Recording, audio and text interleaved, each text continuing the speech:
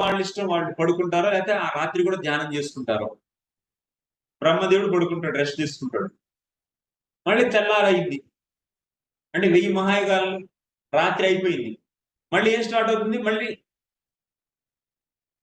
రోజు స్టార్ట్ అవుతుంది కదా! పగలు స్టార్ట్ అవుతుంది కదా!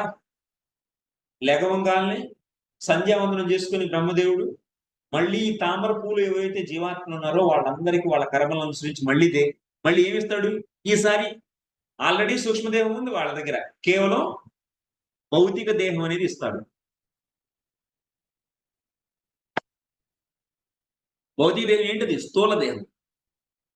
స్థూల దేహాన్ని ఇస్తాడు. సూక్ష్మదేహం కూడా భౌతిక దేహమే. కాదేంటి? స్థూల దేహాన్ని ఇస్తాడనమాట. ఇచ్చి మళ్ళీ స్వర్గం మళ్ళీ ఆ కింద లోకాలు పంపిస్తాడు వాళ్ళ వాళ్ళ కర్మలను అనుసరించి. సో, అలా 1000 మహాయుగాలు ఆళ్ళకి ఆ 1000 మహాయుగాల్లో వాళ్ళు ఫస్టు దేవతలుగా పుట్టుంటారు. లేదా మనుషులుగా పుట్టుంటారు. ఆళ్ళ కర్మలను అనుసరించి.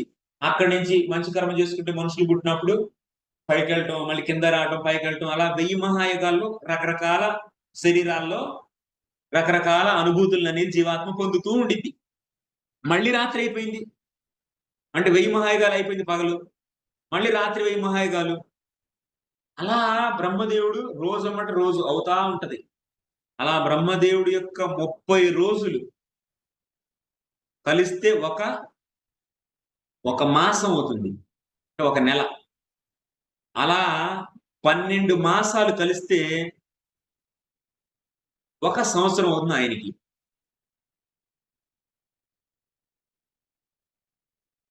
అలా 100 సంవత్సరాలు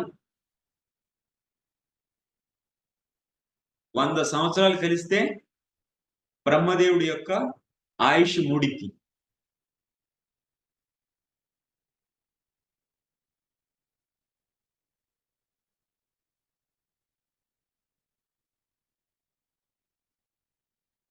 బ్రహ్మదేవుడు ఆయుష్.